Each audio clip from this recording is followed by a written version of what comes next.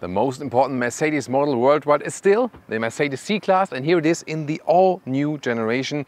W206 is the code, and this is the new AMG line with the front grille, which has this A shape, so wider in the lower part, now a little bit shorter in the upper part, sporty appearance, and a new Mercedes star pattern in this AMG line. Soon I'll also show you how the Avantgarde looks like, and selenite grey Magno, this matte paint, one of my favorite ones, so either Thomas Blue, I'll also show you a great Thomas Blue soon, or in this matte paint. And lamps here, standard LED, and optional a so-called digital light, and with a more elaborated high beam function, it also can serve as some kind of projector.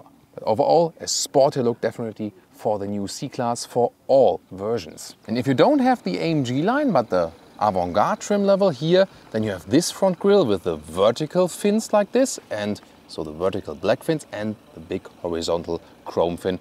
Also looks quite sportier now from the base version. With 4,75 m or 187 inches, the new C-Class is around 6.5 centimeters or around 2.5 inches longer, and also grown a little bit in wheelbase. This will affect the rear seating, soon more to that. But the side profile here, rather classic. There's also the Estate to come very soon. Shaded windows right here, and also in this night package, which is an option. Also black covers for the side mirrors. Then wheels here today in 19-inch, different sizes and stylings available. This one is a new aerodynamic styling. Brake disc-alike styling, I would say. Overall 17 to 19-inch, so these are the biggest ones. Quite fancy, right? And of course the AMG line here with a stronger side spoiler. Suspension, base suspension, sport suspension, or today we have it here also the adaptive suspension. The air suspension is no more, but I can tell you in the driving part, I will talk a lot about the suspension. It will be quite interesting, I can promise. And another technology feature, rear axis steering. We also have it here on the vehicle today. So at lower speeds, it turns in the opposite direction than the front wheels. This is actually faking a shorter wheelbase and will reduce the turning circle. So a great technology we have not seen on the mid-size segment yet. And in numbers, up to 2.5 degrees, it turns in the opposite direction with the rear axis steering.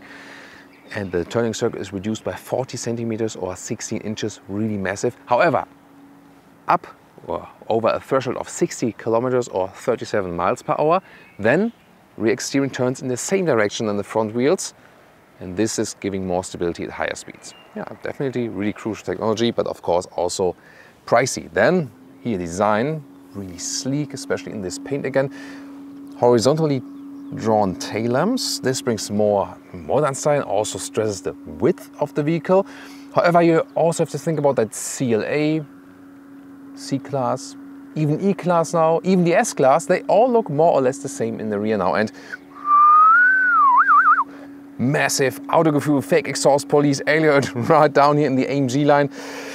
I'm not sure if that is really necessary, but the overall styling, I think, to me at least, really cool for a new C-Class. Would like to hear your comments there in our section. And here you can open the trunk and see it here for the first time in the C-Class. Here the tail lamps are split then actually like this. Pretty interesting and actually quite good accessible. This is then the sedan trunk, 455 liters and 1 meter or 40 inches in length. And the height here for the sedan about 20 inches or 50 centimeters. Backpack easily fits in there, and then we can release the seats from here. And this is really very well done. Hardly see that with the sedan that this works. We don't have to go around. Immediately we can load all the things through. Well done. Even a little bit better with the Estate, I can tell you. And this is the Estate version, the famous T-Modell, as we say in Germany. S206 is the internal code. Of course, the same length and so on. We also have the 19-inch wheels here and my favorite color, spectral blue. Just beautiful. That's what we call Thomas Blue here on Autogefühl. The difference definitely here than in the rear for a little bit more headroom and of course more luggage space. But I think for an Estate car, it still looks quite dynamic here also in the AMG line. So which one would you actually go for? The sedan or the Estate? And this is really interesting to see here in spectral blue a sedan from the rear, and then in spectral blue here the Estate from the rear. There you can see, okay, it doesn't look that dynamic, you know, just as a sedan. Of course, a little bit more bulky, but then it's more practical. However, the tail lamps are also horizontally drawn. That makes a more modern appearance. And Also fake exhaust alert here for the Autogefühl fake exhaust police. 455 liters in capacity for the sedan, here 490 liters for the Estate. The length here is the very same, a meter or 40 inches, but of course the huge advantage here to load things in and out easily and also higher things, and this is also cool. Look at that, once again, see when I close it here, you can see this stays, there we go. See it here? It automatically goes down. We rather see that in segments above that or something, but here to have it in a mid-size segment, and once again it raises automatically, have this one in the mid-size segment, this is really cool. And also here, look at that, possibility to fold the seats, click, so easy, and they directly fold flat like this. That's how it's supposed to be, so really awesome setup here for an Estate. And this is then a little bit less than 80 inches or 2 meters, so a little bit less, so very well usable. I mean, yeah, I'm really impressed. This is really exactly how we need an Estate to be as for the loading area. As for engines, 2-liter 4-cylinder diesel, then the 1.5-liter turbo petrol engine and a 2-liter petrol engine. This one here today is C300, 258 horsepower, mild hybrid technology, optional all-wheel drive. And I think I would really go for this one, not for the lower displacement engine. You know, rather pick a little bit more displacement and then a little bit less in the horsepower figure of the each individual spec. That's definitely better for the engine. Next to mild hybrid technology, also real plug-in hybrids available. 25 kilowatt-hour battery, so quite big for this segment, and that means up to 100 kilometers or 60 miles of pure electric range. That's of course really promising. We also have one driving part already with the plug-in hybrid. You can also tune into that video. Yeah, and the only thing real sports car fans have to swallow, with the 2-liter 4-cylinder petrol engine, that will also come for the AMG models, for all of them. The new car key is quite fancy, sculptural alike.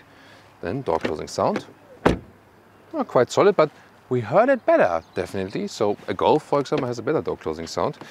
Then inside the doors, actually good build quality. This element here looks a little bit spaceship-alike, but doesn't look too much premium. But here, then the capacitive buttons here for the window control. I also talk about that while we drive the vehicle. It's not a step forward, definitely. This one here looks fancy, I mean, to control the seat, but also this one here is more like touch and don't, you can't really move it that much. So, not sure where this is heading. I mean, it's fairly easy to control, and here, one button. This is all cost saving, so one button for all these functions. This is seat cooling, by the way. I don't know, where is this heading with the automotive industry? Tja. Then interior. This is visually actually really fancy. AMG-Line steering wheel. There's also another steering wheel available in the non-AMG line, of course.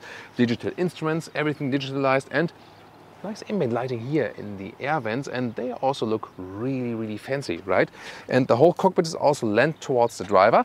Seating here, in this case here, this is animal skin spec, but you can hardly see it. I'll soon also show you the animal-free seat, which is also as good as this one in different colors and trims and so on.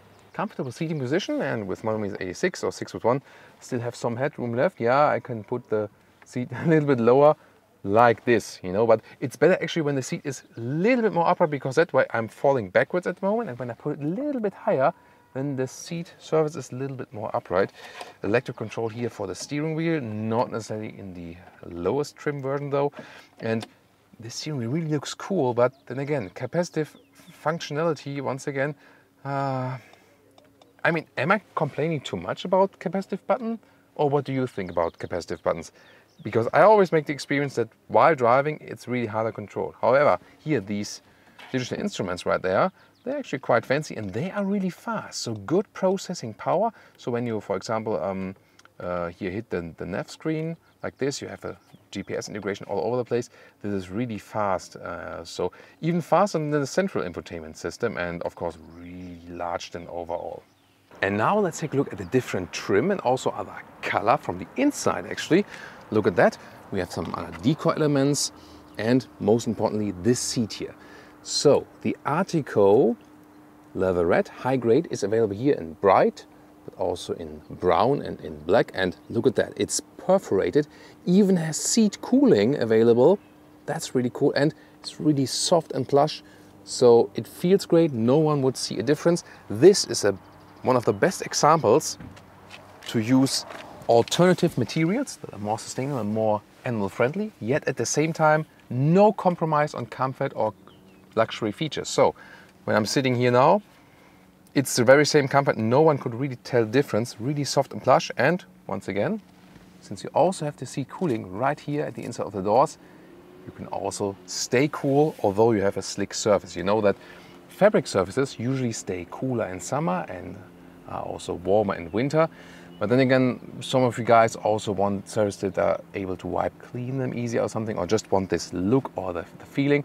On European markets, you can also still get fabric seats. They're also quite attractive. And also a mix of fabric on the inside and this Artico leatherette on the outside.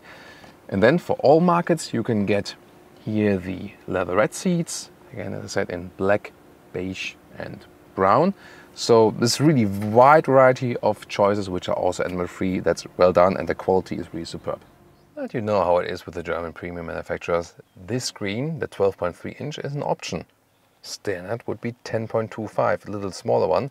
And also on the right side here, like in the new S-Class, this vertical screen, this is also an option, 11.9 inch.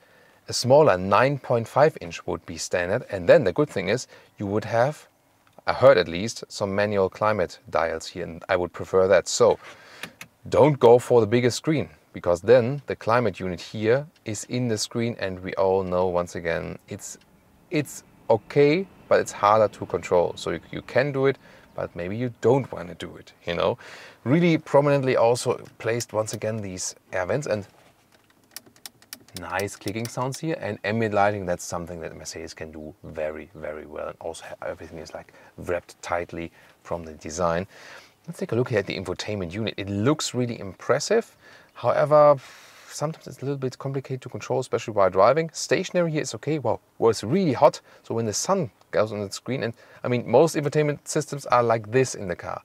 This one is more open. This gives an open space atmosphere, but then like, wow, you almost burn your hands. So hot is this screen then here from the sun. And when you live in Texas or something, this can really be a problem. So like this, Apple CarPlay can be accessed right here. And we have the optional Burmester sound system here. And this is really, you know, bass intensive, good surround sound. So I can recommend that for music lovers like this. So then you can always get to the home screen back like this, but you don't have any more hotkeys just for the driving mode selection. There you have like real key, but then again, look at that. I mean, it's basically one button. Really? Come on. Volume control is here. Sometimes when I see things like this, I just want to go and buy a vintage car, seriously. You know? Here, this is, by the way, a fingerprint sensor that you can have like your own Mercedes account and then use that. And let's talk to that. Hey Mercedes. Hey Mercedes. How can I help? What do you think about BMW? Good friends from Bavaria. Really good friends from Bavaria? I heard that differently.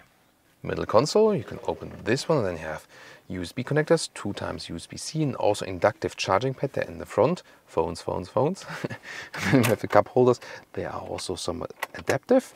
And then we have the typical split opening here for the back armrest like this, and 2 more USB-C chargers. So you have enough places to charge your phones, definitely. And the head-up display is a nice option and even has some GPS visualizations, for example, when you have set the route. We have a fancy panoramic roof, but we have a not so fancy slider for that. So, well, I can press it to, you know, get this split opening, but then I have to slide it. I have to slide it. No. And then it opens. Yeah, and once again, sliding and capacitive things are for smartphone world, but not for cars. And no, a car is not a moving smartphone. Have you ever driven your smartphone?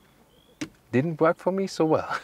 But here, leaving a lot of sun you know, inside, that works very well today. And by the way, we also have a shade here, so I slide it back then, and then I have to slide it once more. And then for really hot states, of course, really important to... Why? Why is it? Yeah, I think that's exactly the problem. And I mean, you can expect from a customer to, I mean, why can't I just slide it again now and then the shade is coming? So am I absolutely stupid, or is it, there we go.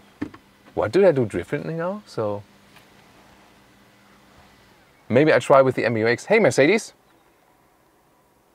Hey Mercedes. How may I help you? Open the sunroof. I'm opening the sunroof. Nice. So in the rear, there's now more legroom here due to the increased wheelbase. So before it was really close. Now it's not abundance of space, but I still have like some space then in front of my knees. So that's definitely better than before. I mean, it's average comfort here in the rear. It's actually not too bad. You can use it with 4 tall adults. Headroom-wise, though, in the sedan, when you're really tall, when we say 6 or 6'1" here, then I do hit the ceiling with my head. We'll soon also check out how it differs then in the Estate version. And the middle part here could be used. However, there is a quite substantial middle tunnel, and also the middle part is a little bit harder, and then headroom-wise also a little bit of a problem.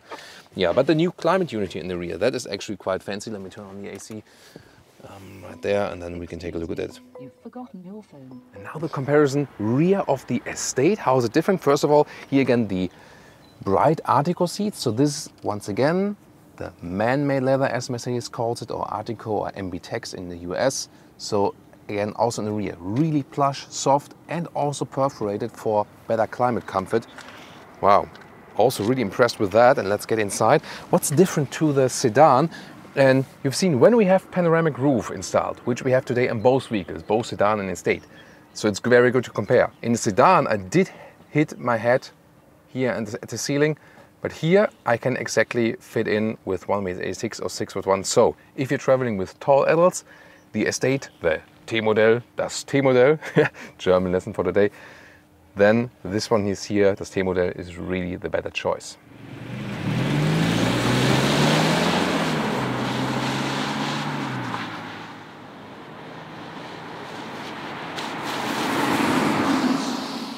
Welcome to Thomas's driving lounge with the all-new Mercedes C-Class. Let's go to sports mode and accelerate from 50 kilometers to 100. Let's go.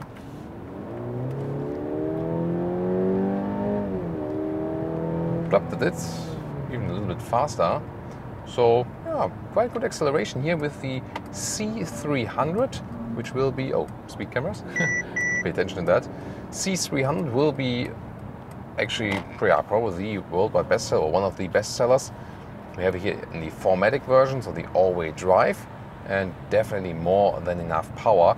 The thing is, when you go with a smaller petrol engine, then you have also less displacement. Here is the 2-liter 4-cylinder, and the entry-level ones are the 1.5. And I always say, pick the highest displacement with the least amount of horsepower that's available, because that's the best for the engine, you know? So I really hate it when the manufacturers squeeze so much horsepower out of small engines. That cannot be good, like, you know, for long term. And the greatest thing about the new C-Class is, yeah, I mean, in some of the luxury and comfort features, it really comes close to an S-Class. Of course, it will still be a different feeling, yes. But I mean, in the sense of how you feel, you know, grip, the thick steering wheel, then the soft plush seats, even the ones with the high-grade leatherette Artico MBTex, also all the assistance systems and so on, or infotainment system, this really comes, you know, S-Class alike. We do not have air suspension anymore, but the adaptive suspension that we have here, even if we are in the sport mode, really combines comfort and sportiness very well. German Autobahn test here, of course, that's the thing you watch this channel for when we are in Germany. And in the sport mode, really more stable, a little bit more feedback. And also go back to the comfort mode, and this is actually quite good to choose then here in the lower part. Normal comfort mode then gives me a little bit more dampening, a little bit more relaxing, but still it doesn't shake up at all. So yeah, some might miss the air suspension in the C-Class, but then again, the adaptive suspension here is so good that you can also easily live without it. This vehicle is also equipped with a rear axle steering here at higher speeds. That gives me more stability when I'm doing a lane change. It steers in the back in the same direction on the front wheels. And at lower speeds, opposite direction, then for a little bit more agility, actually. And that's, of course, a great new feature to have here in this very segment. Also very good as for noise insulation at 1 kilometers or 60 miles an hour. Very silent here on the motorway.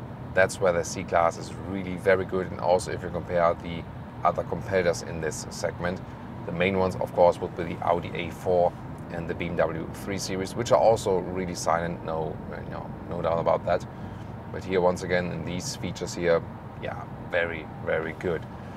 However, what I do criticize still is something of the user interface, and especially while driving. So imagine, let's see, I want to adjust the mirrors, and then, oh no, capacitive buttons again, and when I control them the first time, then you have, which one I do hit? It's like left, right, and then, wrong click, and suddenly, the mirrors fold in. Damn it, wait a bit, that's the traffic, and okay, fold them out again, and then when you want to control them, again, capacitive buttons for up and down, of course, it's all feasible. You can do it, you can live with it. The question is just, is it better than the outgoing model in the control? No, it's not. It's worse to control than the outgoing model. And that's a problem. Also, the fancy infotainment system and so on. Yeah, I mean, it looks cool. And the left side here is also fast to control. But then once again, capacitive buttons while driving, you don't have the best feeling for it. And I want to concentrate on the traffic situation when I'm driving a vehicle. When everything is going autonomous and I'm probably jobless or something, and we all better kill ourselves, then, okay, then everything can be capacitive, whatever. We don't care on our smartphones. But as long as we drive vehicles, I want the real buttons, period. And also here, for the middle infotainment system, I mean, it's a little bit different when you go for the base version. That will be a little bit better. So I urge you not to pick the highest infotainment spec. Mercedes will hate me for saying that, because it costs them money. But here then in the highest spec, I have no shortcut to return to the GPS, for example. So I have to first, search like, okay, home button, then GPS. Yeah, it's not too complicated once again. But these things add up and make driving just more complicated. Controlling the temperature, also here on the screen then, yeah, there again the base version would be better because you have other temperature dials there, which will be very important. I would love to see that base version, but the test vehicles are usually not equipped with that. So here for temperature control while driving, up and down, and then here the vents control. You're still looking, maybe after a while you look a little bit less, but overall you're still somewhat looking, and that's definitely a bad thing. However, then driving again, lane change for example, it's just superb. This car drives so, so great. It really feels extremely elaborated and sophisticated. And you do feel that you are in a mid-size segment when you're a tall person. So when I, for example, compare this here to a riding comfort of the Mercedes E-Class or S-Class, I just have more space actually in these higher segment vehicles. You feel because you're kind of caged in here a little bit. So I would not necessarily say it's the best. That's by the way the augmented reality function for the GPS, which is a very helpful feature, especially when you're talking to people on the internet while driving a car. You're welcome. Then you can see here camera image, and I also have the arrows inside there. And this is really helpful. Saying like, oh, Thomas, this lane you have to keep now. Stop talking. And then follow this direction of the GPS. Let's see, now it should also change. You're seeing here also, it says I can keep on this lane so far. Let's see what this means. Change then here. There is the arrow then switches, saying like I have to go even more right. Woo! We crossed the arrow. I think it's a very good perspective right here. But then again, not up to the right, but rather keep it a little bit left, so that's helpful. Also in the head-up display, I have a good visualization. That's also helpful, showing me some kind of maps, even in color. That's again also really, really good feature.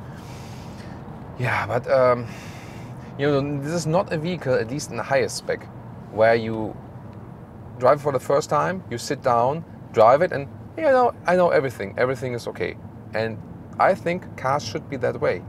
They should be so easy to control that you step inside and you feel at home. Here, it's tech overload and it's too complicated with all the features you have. We like to have new features, especially as for safety or for multimedia or so, but they need to be easy or maybe even easier than before. But here, things just got more complicated. So I really, while driving, have mixed feelings. The hardware of this vehicle and the driving characteristic, the suspension, steering feel, by the way, is also very natural, really cool. So all driving related things, direct driving related things, are just superb, are among top of the segment. If you really say like, yeah, Audi A4, BMW 3 Series, which one is the best now? It really also depends on personal preference.